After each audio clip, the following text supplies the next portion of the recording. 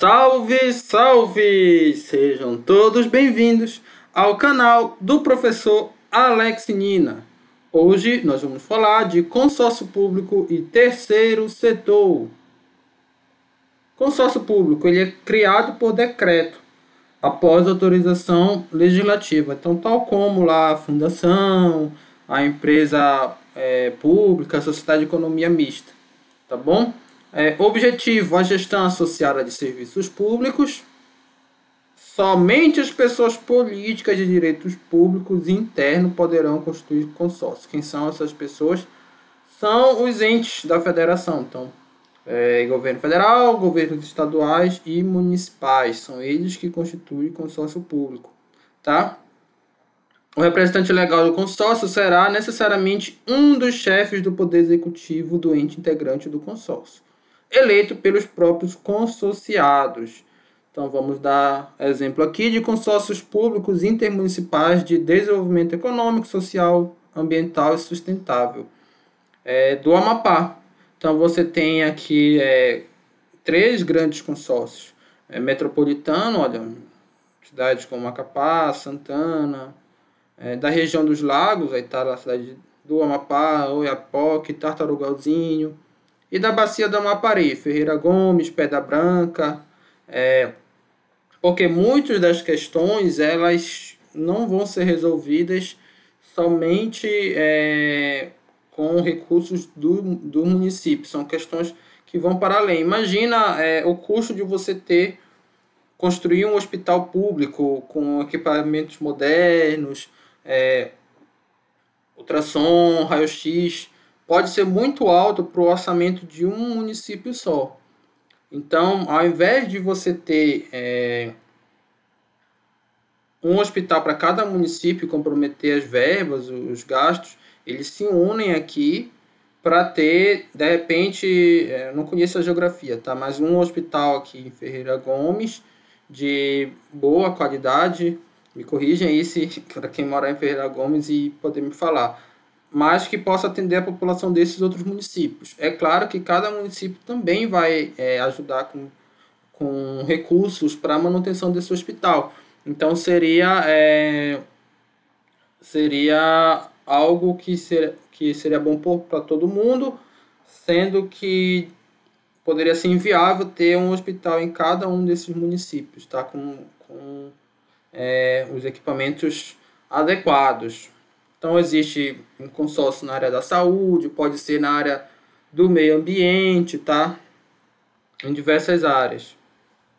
Personalidade jurídica própria de direito público ou de direito privado.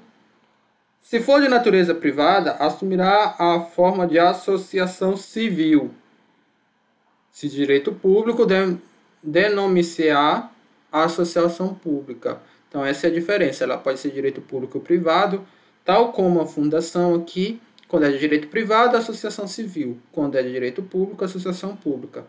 Que a associação pública é uma espécie de autarquia interfederativa. Então, ele se equipara à autarquia, só que não é só um ente federado, por isso que se diz interfederativa.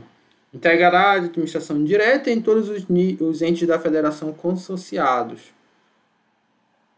Nenhum ente da federação poderá ser obrigado a se consorciar ou permanecer consorciado, assim como é permitido o consorciamento parcial. Então, se o magazão aqui quiser sair desse consórcio, ele pode, ele não é obrigado a ficar. A União somente participará de consórcios em que participem todos os estados em cujo território estejam situados os municípios consorciados. Fica um pouco confuso, mas digamos que se estabeleça um consórcio entre municípios do Pará e do Amapá, né? A gente tem Macapá, próximo ali do Marajó, e aí você tem municípios como o de Afuá, que fica do outro lado do rio.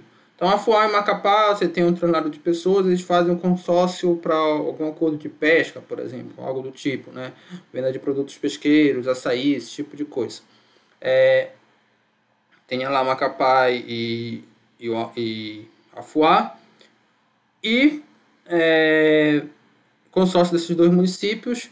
O governo federal pode entrar nesse consórcio Pode, desde que os governos do estado do Pará e do Amapá estejam. Se só estão as duas, os prefeitos das duas cidades, prefeito não, né? A prefeitura é melhor, porque prefeito dá lugar de ser um indivíduo. Não, mas então o governo lá de Macapá e de Afuá, e não estão os governadores do estado, o governo federal não vai poder entrar. Essa é a ideia que ele quer dizer aqui, tá bom? A Lei 11.107, que é a lei lá dos consórcios, estabelece o seguinte passos para sua formulação. Então tem que ter a prévia subscrição do protocolo de intenções, tá bom? Publicação na imprensa oficial do protocolo de intenções, o porquê de você criar aquele consórcio.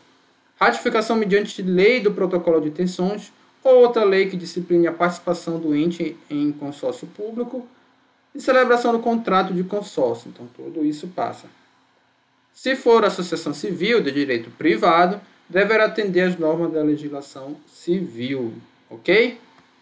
Vamos para mais um tópico, o terceiro setor. Entidades que não são públicas e nem privadas. Então, as mais conhecidas são a ONGs, mas também temos exemplo do Sistema S, tá? Senai, Senac, SESI, Sebrae e SESC. Trata-se de um espaço público não estatal, em que ocorre a participação privada em assuntos de interesse público. Essas entidades estatais, embora possuam personalidade de direito privado, não são entidades públicas nem privadas, como a gente já falou, mas eles têm personalidade privada. São meio termo, colaboram com o Estado desenvolvendo atividade de interesse público e por isso contam com a sua proteção e fomento. Então, o SESI, o Senai, eles colaboram com o Estado, tá? Eles fazem atividade ali, somente o Senai na área de educação, o Sebrae na área de empreendedorismo. Eles não são um órgão público, mas contam com a proteção do Estado. Geralmente tem cooperação com o Estado, tá bom? Desempenha serviços não exclusivos do Estado. Acabei de dar o exemplo da educação, então não é exclusiva do Estado. Submete-se ao controle administrativo e do Tribunal de Contas. Apesar de não serem um órgão público, eles são submetidos, precisam prestar contas ao Tribunal de Contas. Seu regime jurídico não é integralmente privado, mas parcialmente derogado por normas do direito público. Sua criação autorizada por lei e praticamente todas têm seus vínculos com o poder público formalizados mediante convênio, que é uma forma aí de descentralização. Tá bom? Essa vírgula não fica legal aqui, eu vou tirar. Que é a principal referência dessa aula, o livro do Paludo, Administração Pública.